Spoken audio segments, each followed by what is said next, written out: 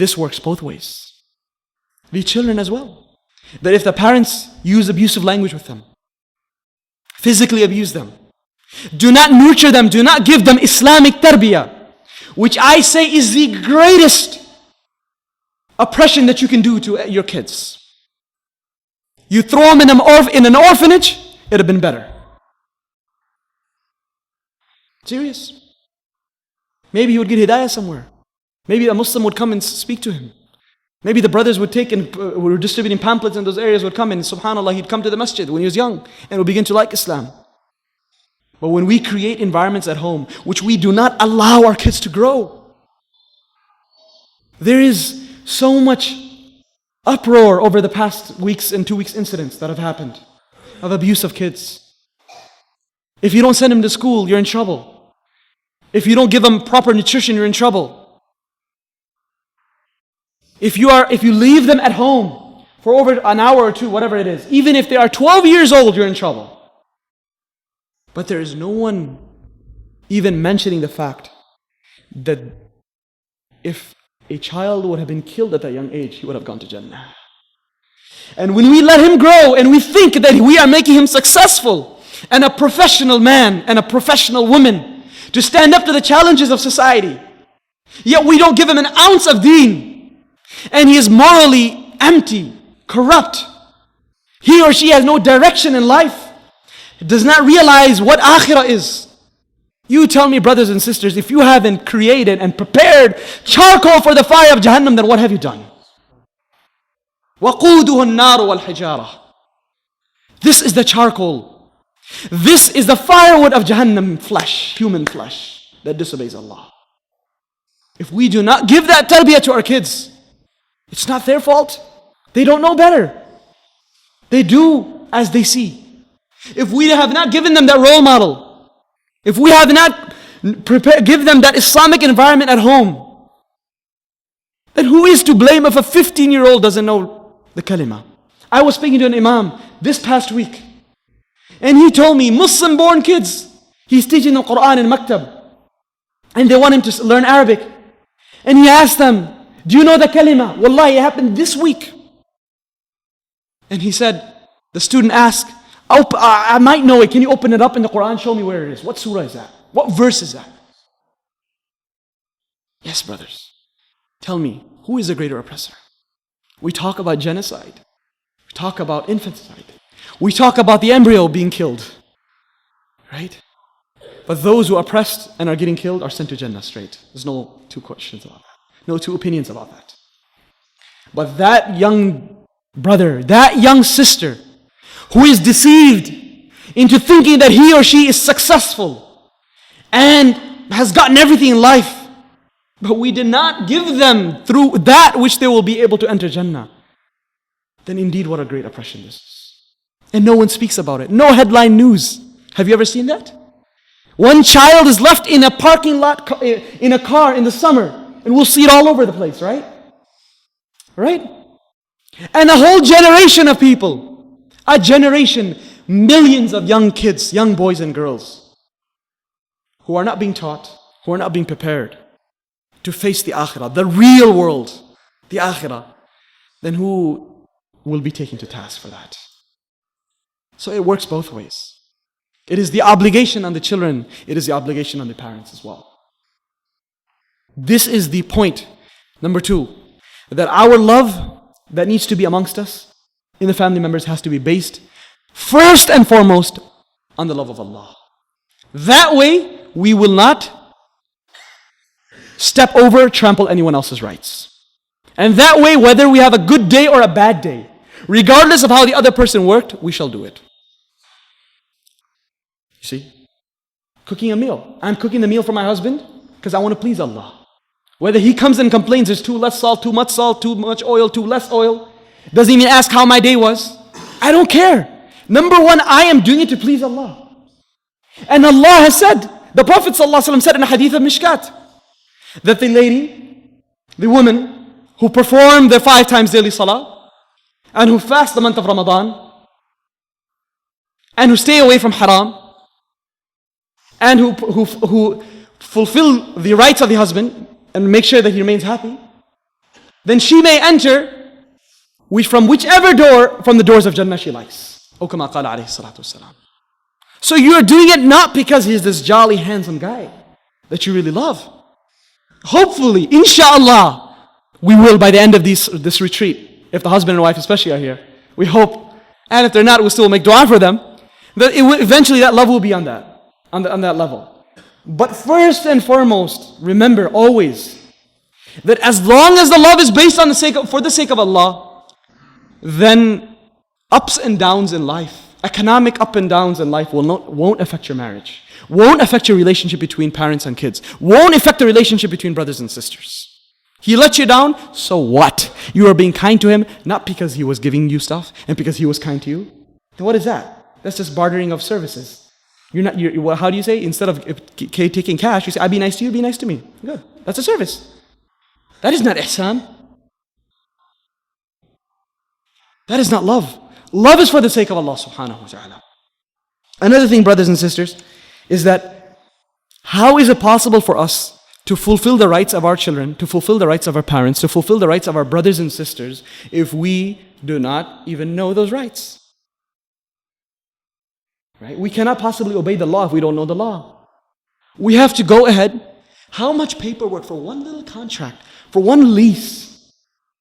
For one little thing, you got to go through 12 pages of contract and reading. Small fine print. Isn't it?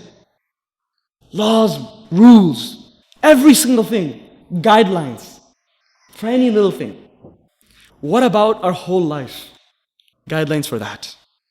Making sure that we don't trample on anyone else's rights. These are two things. Huquq and hudud. Rights and limitations. Boundaries.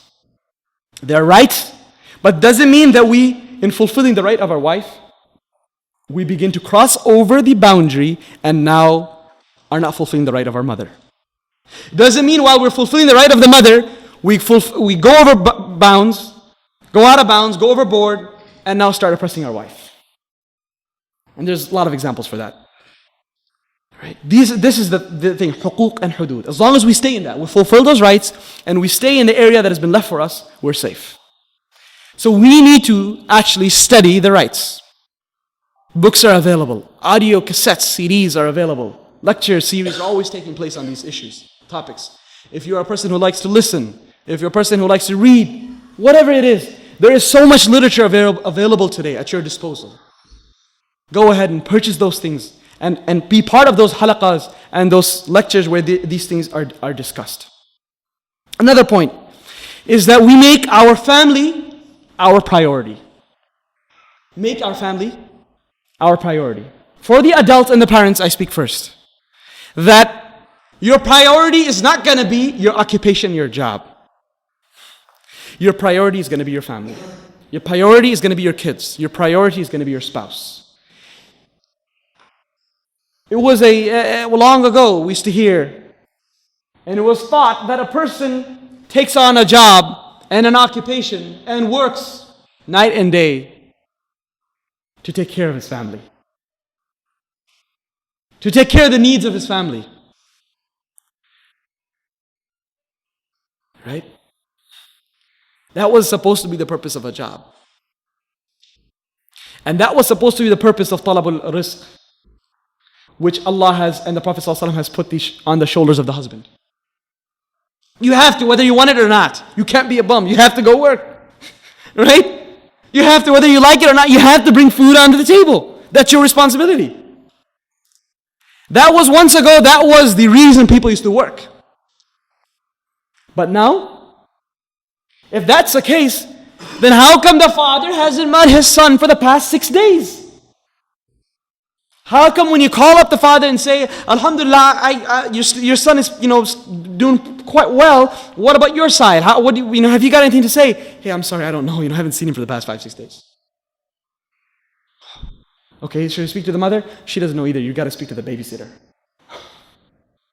I'm serious. You have to speak to the babysitter to see what is the condition of the child. We are supposedly working and earning so that we can take care of this young daughter. But now, we are working 16, 18 hours, 15 hours, 14 hours, and bringing in, subhanallah, cash, which I have no idea what we're going to do with. And the child, he has no one to turn to.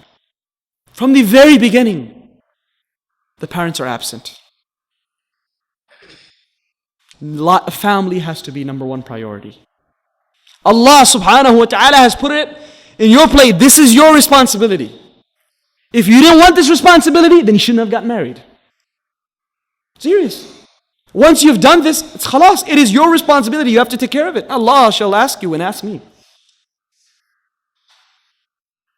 As for the youngsters, family has priority. When we have friends calling us, when people want to take us out, but mom and dad said, let's have dinner together, or let's attend this program together, or we have something to go together, that comes first.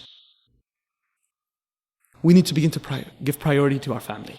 If every single member understands that, then inshallah we'll have absolutely no problem. Every member has to work. It's like a company. Every 5 members of the family, 6 members, we're equal shareholders. One guy messes up, the company goes down. One guy says something to the press which is not right. One guy does something, and the stock price goes down. It's not that only his share will go down, will it? It's the whole company's stock price will go down. And if they all together make an effort, then subhanallah, everyone's going to sit there and reap on the capital and on the reward. So every member of the family, regard yourself as a partner in business, as a shareholder, as a trustee. You have to do your share and your part to make sure this company, this structure stays strong. Don't point fingers at others. Oh, my father is the one who's causing the problem. No, you do your part. As long as you do your part, inshallah, that harm that they're causing will be limited to a certain area, sector. As long as all of you do your part, that's fine. Inshallah, they will eventually get the tawfiq and the ability to do what is right as well.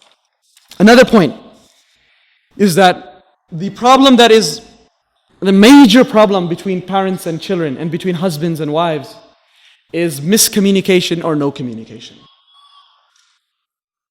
Right? And as I said, it started off in the earlier part of the last century with the coming of the TV. And all of a sudden, that 6-foot square table, scratched up table, where the whole family used to sit together, and everyone used to throw out their problems, and everyone used to give answers for that, and everyone used to vent their frustration, and everyone used to give each other a shoulder and protect and give each other encouragement, and used to solve issues. That has been replaced with no longer one nice big TV which everyone sits together, but each individual TVs. So everyone can have their own time. Individual cell phones. Individual IMs. Individual texting. And so now we can send 800 or 1,000 easily text messages in a month. But we cannot remember in the past month how many times we have spoken to our parents for longer than 3 to 4 minutes, other than what's for food and what's for dinner and what's happening. Parents are completely oblivious of what is happening in their kids' lives. And if it is, why a D? Why a B? Why not an A+? You can't become a doctor with a 3.5 GPA. Come on. That's all the communication is. Grades. So you can earn money. And that's all he sees. That's all she sees. That all my parents care is about money. So that I can earn money. My moral development, my physical development, my social development, my emotional development, my relationship with Allah, they could care less. Son, how many salah have you prayed today? Son, or daughter, how many ajza of the Quran and surahs have you recited? Did you recite your Surah Yasin today? How many people can say that they've been grounded for not reciting their daily surahs? Or not getting up in time for Fajr? Most of the time, beta, you have a final exam, so don't worry about getting up tomorrow. Get up at 8 o'clock. Be fresh. You see? That's what is happening. No communication, and if it is any communication, then it's wrong communication. So the children need to see that our parents really want us to become better individuals in the sight of Allah. They want to be able to speak to them. Not that when they ever come up with a problem, the father and the mother say,